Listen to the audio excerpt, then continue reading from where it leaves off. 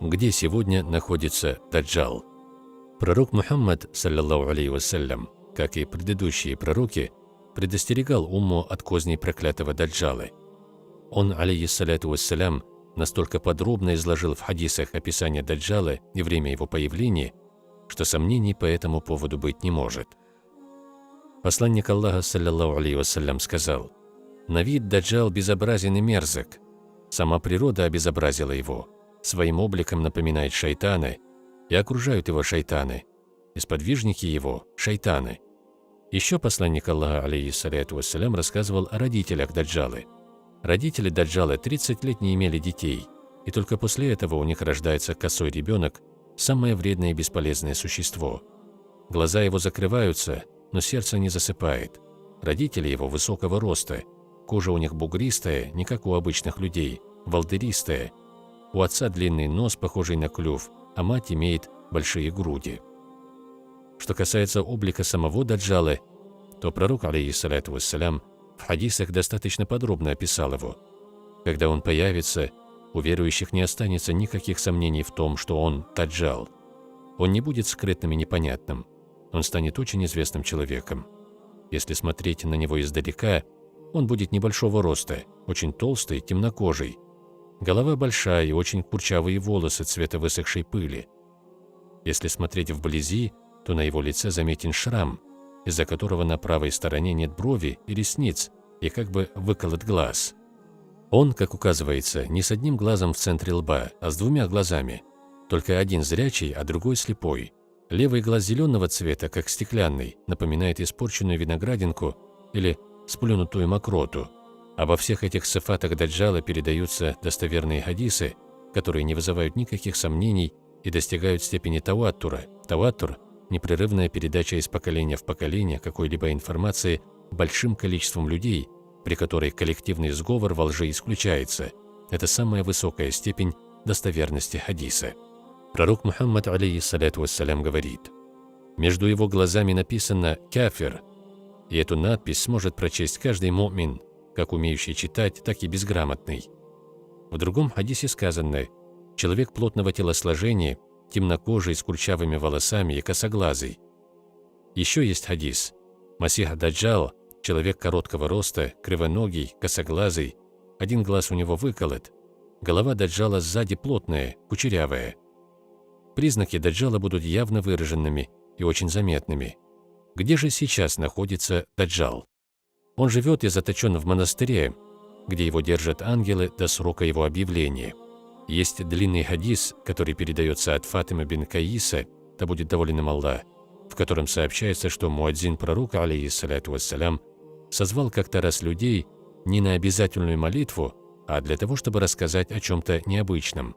Она сказала: «Я вошла в мечеть, совершила молитву вместе с посланником Аллаха, алейхиссаляту вассалям, и сидела в ряду женщин, когда пророк Мухаммад, саллаллаху алейхи вассалям, завершив молитву, взошел на минбар, улыбнулся, объявил всем, чтобы задержались, и спросил: «Знаете ли вы, зачем я вас созвал?»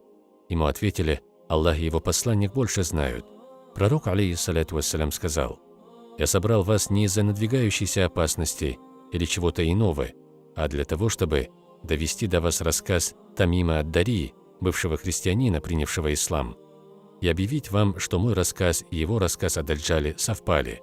А именно, мой рассказ, хотя я не видел Даджала, совпал с тем, что он видел. Послушайте, что он рассказал. Я с 30 своими товарищами отправился на корабле в плавание по делам. На море поднялся шторм, и мы причалили к берегу в ожидании хорошей погоды. В это время к нам приблизилось какое-то косматое животное, с виду напоминающее сатану. Было непонятно, где у него голова, а где конечности.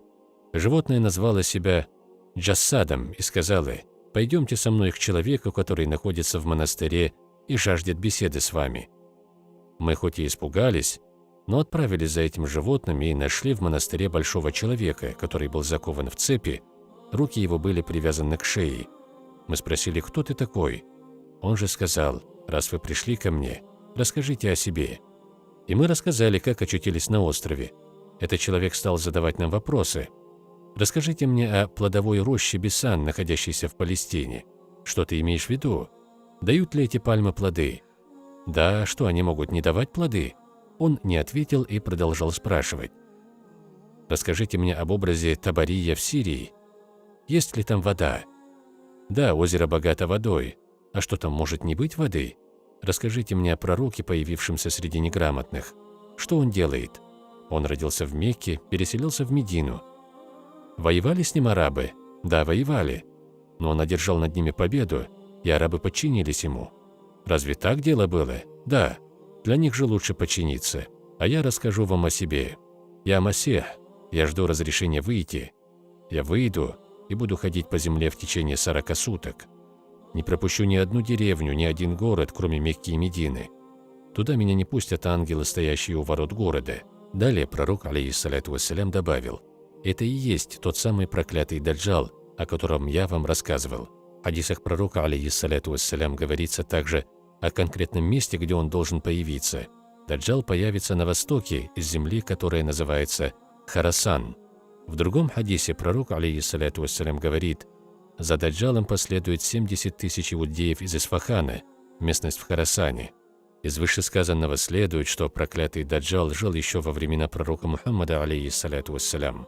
Хотя пророк, саллаллаху алейхи вассалям, называет конкретную местность, откуда выйдет Даджал, никто его не найдет, пока Даджал не объявит о себе сам. Что касается вопроса, могут ли быть другие Даджалы, да, могут. Этот Даджал, о котором идет речь в нашей статье, последний из них, его зовут Масих ад-Даджал, и за 40 дней он пройдет по всей земле, распространяя смуту и увлекая за собой толпы заблудших. Что же касается других Даджалов, то пророк Мухаммад, алейхиссаляту вассалям, говорит, что их будет 30, и они будут ввергать людей в смуту. Алимы относят к таковым, например, Мусайлимата аль-Каззаба, лжепророка, объявившегося во времена правления халифа Абу Бакра ас-Сиддика, да будет доволен им Аллах. А Масих ад-Даджал, согласно хадисам, еще не объявился.